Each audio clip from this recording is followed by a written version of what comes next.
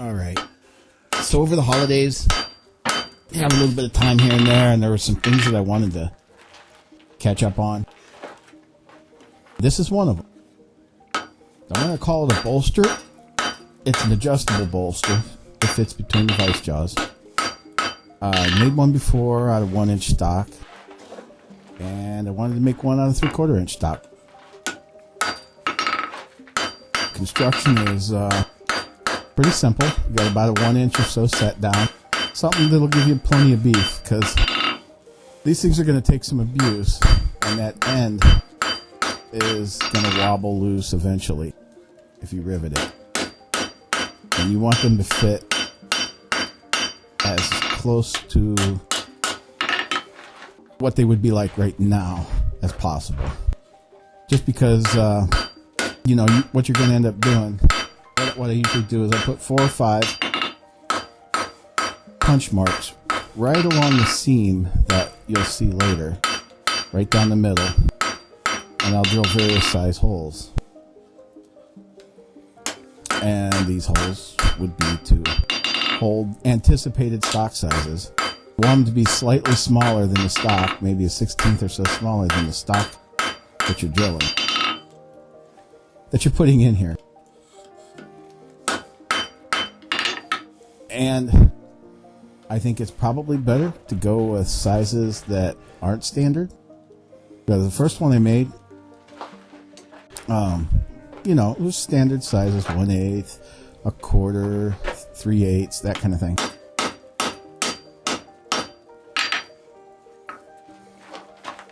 think it's just better to go with something just slightly undersized anyway. You don't have to worry about it.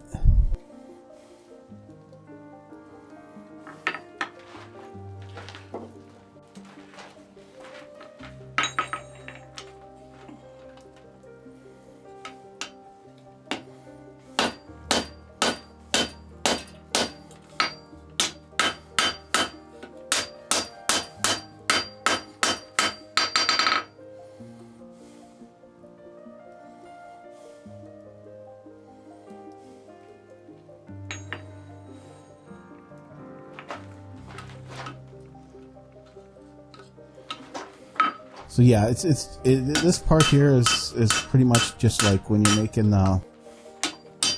dividers, and you set down about 1 inch.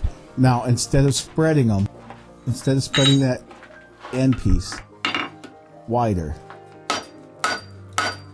I just bent it because I'm not making a pair of dividers. I don't care that it's I'm not looking to make leaves, because I don't think that would be as strong as something just set down. And we're not looking for a friction fit. That's what the Vise is for.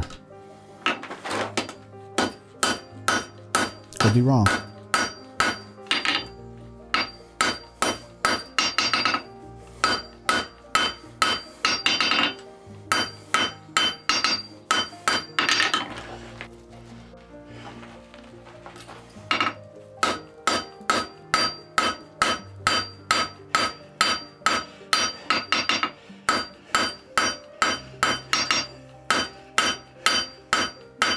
I did this over a couple-day period because I think I did.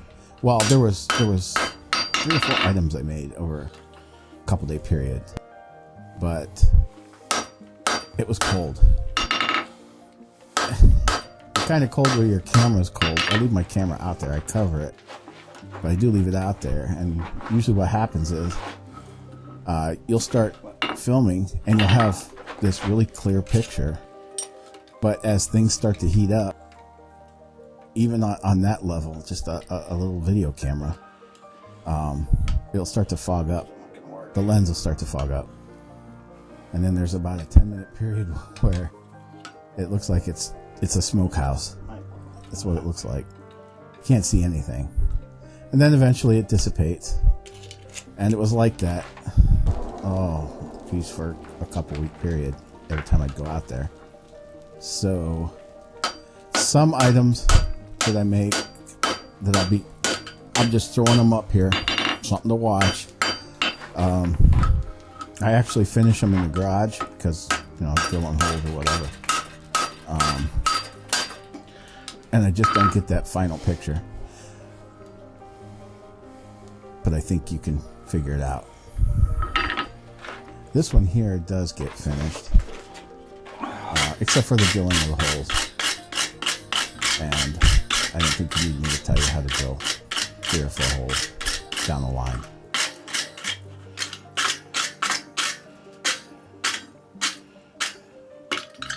I have my limits on the cold.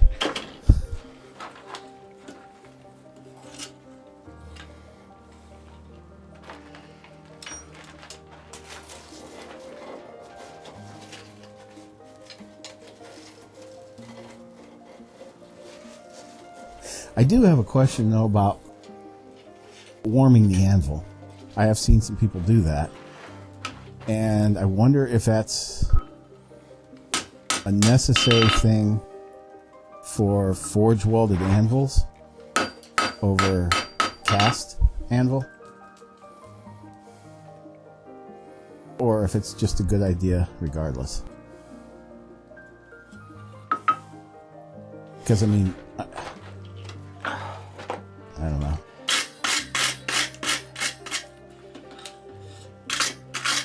It would seem to me that the amount of energy required to warm an anvil, you know, to even 50, 60 degrees, the only way I see people apply that is by, you know, warming the top of the anvil. And I gotta think that that much heat in a localized spot can't be great for the temper.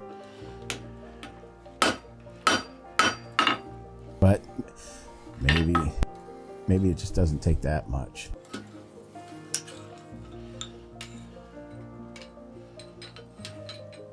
I don't know. I don't know what the rule on that is.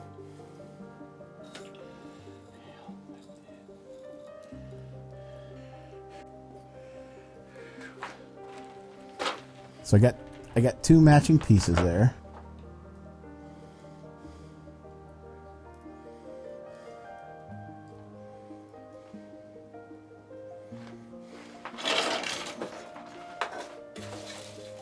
You want to make sure they come together like a compass divider.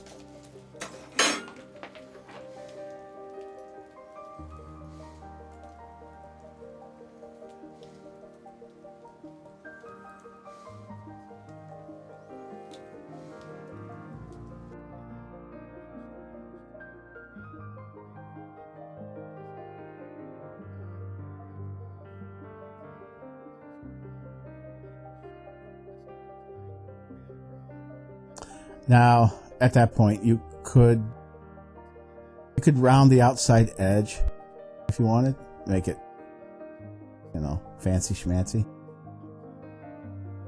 But what I did was I heated the ends and pressed them together so that they had a nice fit, and then riveted it.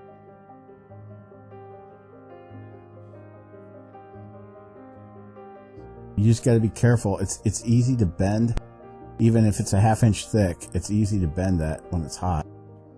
Then when you go to use your adjustable bolster, the holes don't line up because you drilled them under a certain amount of tension. But when you took it out and you put it back in, you might not have the same amount of tension on it. So yeah, that's the only thing that. And on that 1 inch pair I made, I did struggle with that. You want to make those 2 leaves on the end match really well. And once they match, drill the hole, don't punch it, because you're going to knock everything out of whack. So I go to open these. It's not as hot as it looks. Remember, it's freezing outside. I just quenched that in water, so it's cold, but it still looks like it's smoking. And just like with tongs, after riveting them, Only I couldn't, there was nothing to hold on to when it was hot, so they're tight. I just used the anvil and a chisel to spread those two blocks apart.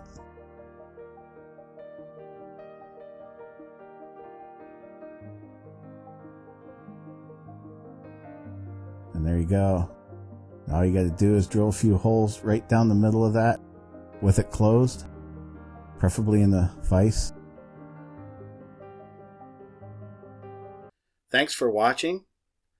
Subscribe, click the like button, and share this video for more.